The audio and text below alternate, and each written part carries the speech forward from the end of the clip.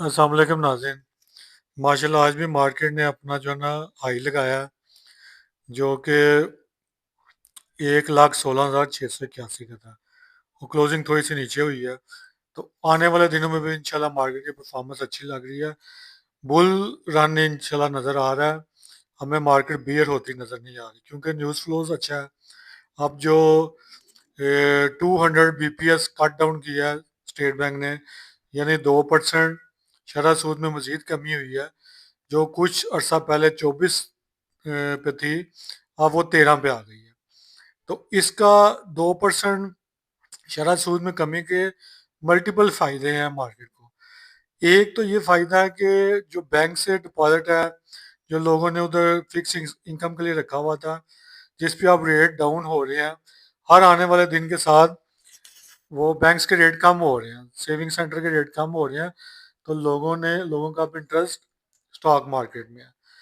दूसरा, जो companies bank से लोन लेती थी, उन कंपनीज की जो बैलेंस शीट पे जो इसके फाइनेंस कॉस्ट थी, जो मेन एक्सपेंस था, लाइक पीएसओ की एग्जांपल लें तो उसकी बैलेंस शीट पे ऑलमोस्ट 450 बिलियन रुपीस का डेट खड़ा हुआ है, क्योंकि उसके सर्कुलर डेट के मसाइल हैं।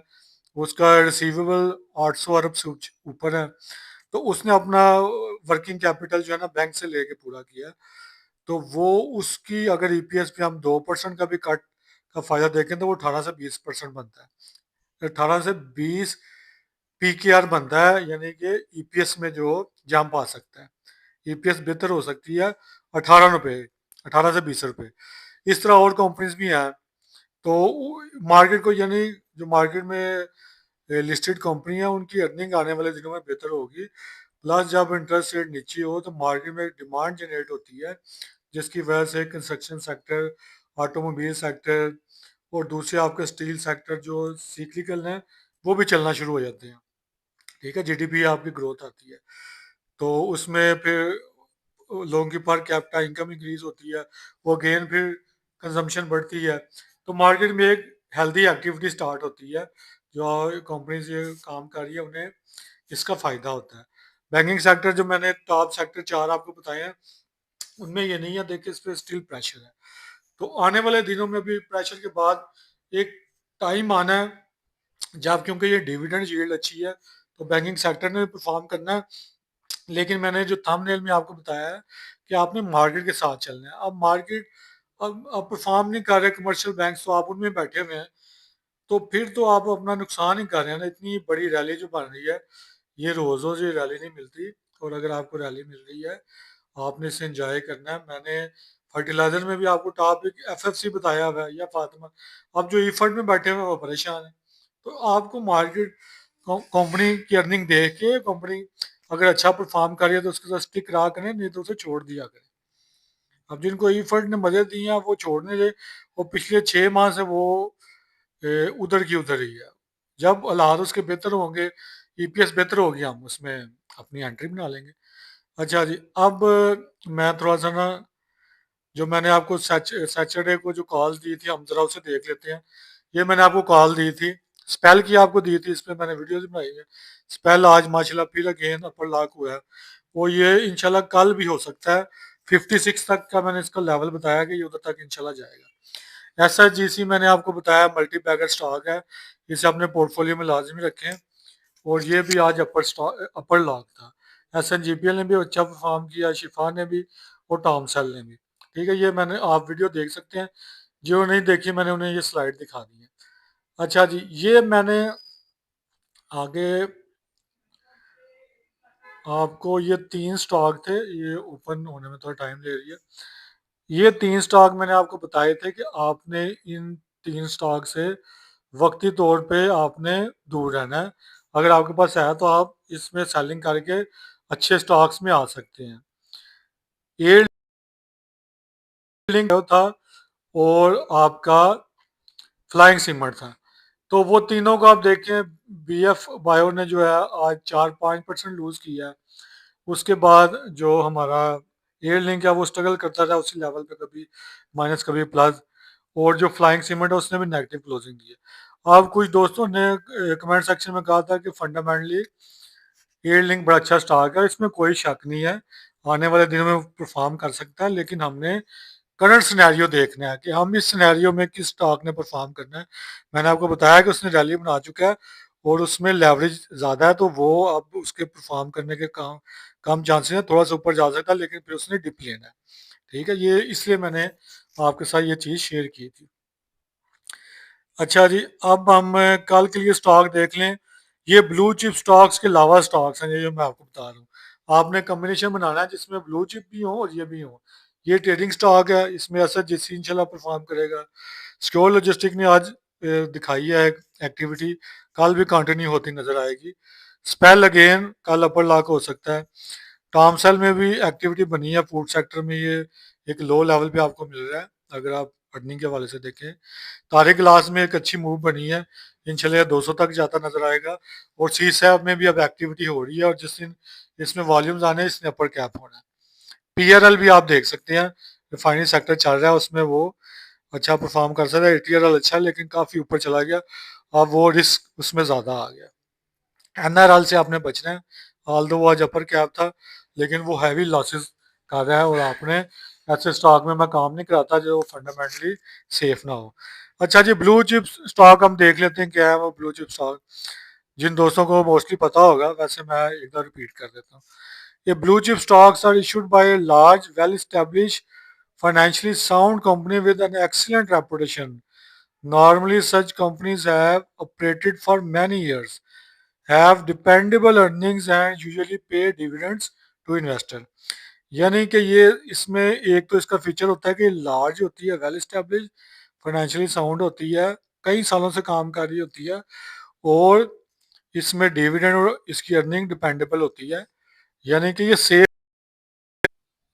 अच्छा जी, ये ब्लू चिप स्टॉक्स में क्यों कह रहा हूँ, ब्लू चिप स्टॉक्स में इसलिए कह रहा हूँ कि जो म्यूचुअल फंड्स हैं वो पिछले कुछ अर्सा से बाइंग कर रहे हैं, और आपको पता है कि एक वीडियो में बता चुका हूँ कि म्यूचुअल फंड्स के पास 3 ट्रिलियन जो रुपीस का पोर्टफोलियो है, 3,000 अरब के ये फंड है, ये मैनेज कर रहे हैं।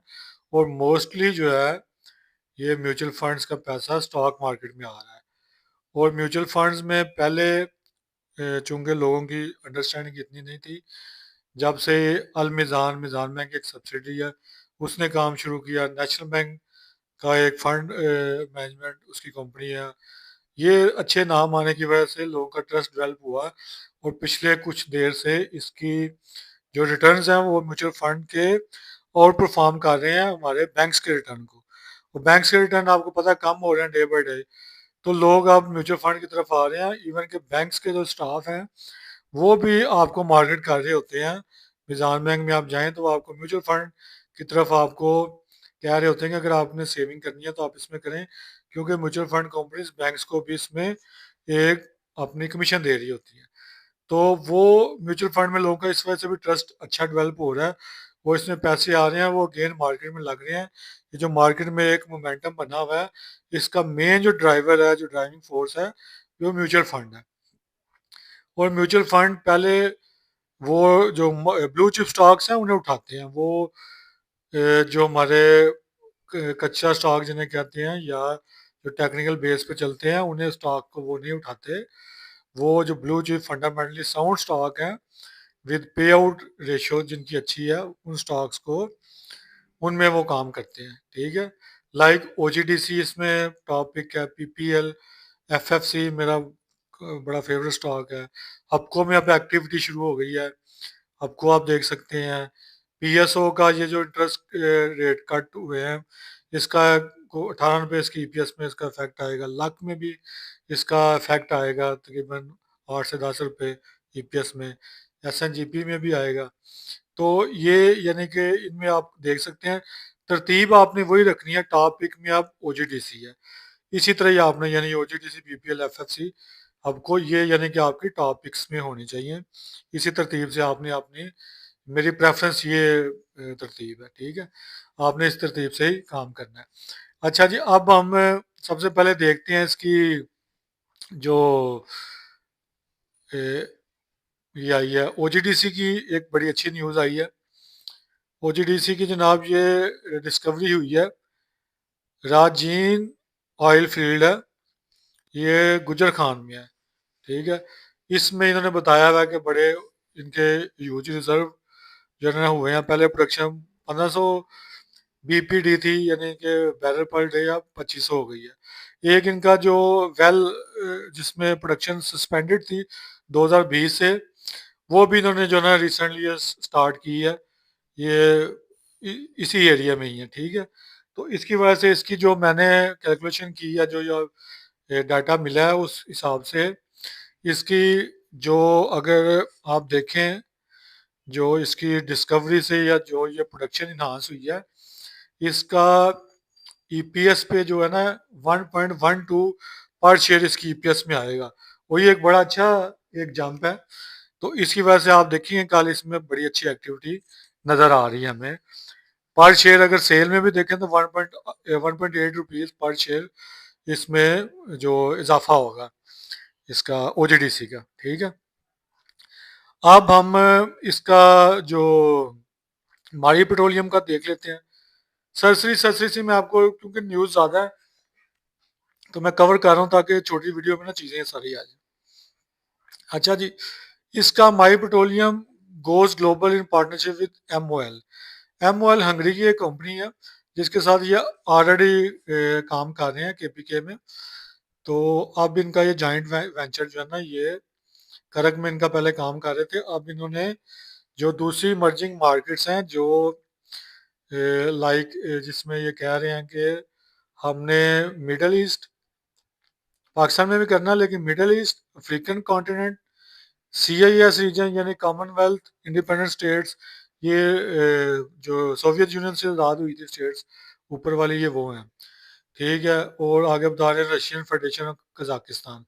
ये एक बड़े आई रिच कंट्रीज हैं जहाँ पे बड़े अच्छे रिजर्व हैं, लेकिन इन्होंने अभी सारे डिस्क्लोज नहीं किए, सारे एक्सप्लोर नहीं किए। तो ये इंशाल्लाह इसमें आगे भी पोटेंशियल है, मारी की वजह से अच्छी खबर है। लेकिन न्यूज़ फ्लोज तो मारी में बड़ा अच्छा चल रहा है, हैवी ब्लू चिप स्टॉक है। लेकिन अब मिलियन डॉलर क्वेश्चन ये है कि इस लेवल पे हमें लेना चाहिए या नहीं लेना चाहिए। तो वो मैं तो इस लेवल पे आपको बिल्कुल रिकमेंड नहीं करूंगा, क्योंकि बहुत ही ऊपर चला गया। तो अब इसमें डिस्ट्रीब्यूशन फेज मुझे आगे नजर आ रही है, जिसमें जो माल थमाया जाता है और बड़े प्लेयर निकल जाते हैं। तो आपके पास आया हो सकता है थोड़ा और परफॉर्म करे, तो आप फिर ट्रेलिंग स्टॉप लॉस उससे जो है ना चलें, ताकि आपके जो अगर प्रॉफिट आपने एक अच्छा बना लिया तो वो आपका ज़ाया ना हो। ये इस टाइम अगर इसकी ईपीएस देखें, अगर एक क्वार्टर की देखें तो वो 15 की ईपीएस है। और अगर हम इसका पीई रेशो निकालें तो पूरे साल की वो 60 के हिसाब से करंट प्राइस अगर देखें तो ये तकरीबन 15 के राउंड बनती है। और जो इंडस्ट्री एवरेज है इसी जो सेक्टर का, वो 5 से 6 है। तो ओजीडीसी आपको मिल रहा है 4.9 की पीई पे, यानी 3 टाइम चीपर देन मारी। मारी ऑल दो अच्छी कंपनी है, उसमें बड़ी डेवलपमेंट है, लेकिन ओजीडीसी बीपीएल में भी बड़ी अच्छी डेवलपमेंट्स हैं इक्विटी के हवाले से भी। ये दोनों इनके स्टेक्स हैं, और डिस्कवरीज भी इनकी अच्छी आ रही हैं। पीपीएल में गैस क्योंकि प्राइसेस इंक्रीज हुई हैं तो उनकी रिकवरीज अच्छी आ रही हैं, रिसीवेबल कम हो रहे हैं। तो उसमें भी यानी कि न्यूज़ फ्लो अच्छा है। और आपको एक जो सस्ती चीज़ मिल रही होती है, आप कोशिश किया करें कि उसकी तरफ अपनी अटेंशन डिवर्ट करें, बजाय कि जो एक बड़े एलिवेटेड लेवल्स पे चल रहा हो उससे आप ना बचा करें। ठीक है, ये मेरी एक काविश थी आप लोगों के लिए। उम्मीद है आपको पसंद आई होगी। जिन दोस्तों ने चैनल सब्सक्राइब नहीं किया वो लाजमी करें, और कमेंट सेक्शन में बताइएगा कि आपको कैसी वीडियो लगी। मेरी दुआ है कि जो मेरी आप लोगों की रिकमेंडेशन है वो वर्क करें ताकि आपको फ़ायदा हो। और अगर आपकी अपनी भी कोई वर्किंग है तो अल्लाह पाक उसमें भी आप लोगों को कामयाब करे। हमारा पर्पज़ यही है कि हम मार्केट से कमाएं। वो जहाँ से भी आपको, जिस तरह भी आपको लीड्स मिलती हैं, आप उन पे चलें और एक अच्छा पैसा बनाएं। ठीक है जी, अपना ख्याल रखें, अपने कैपिटल का ख्याल रखें। अल्लाह हाफिज़।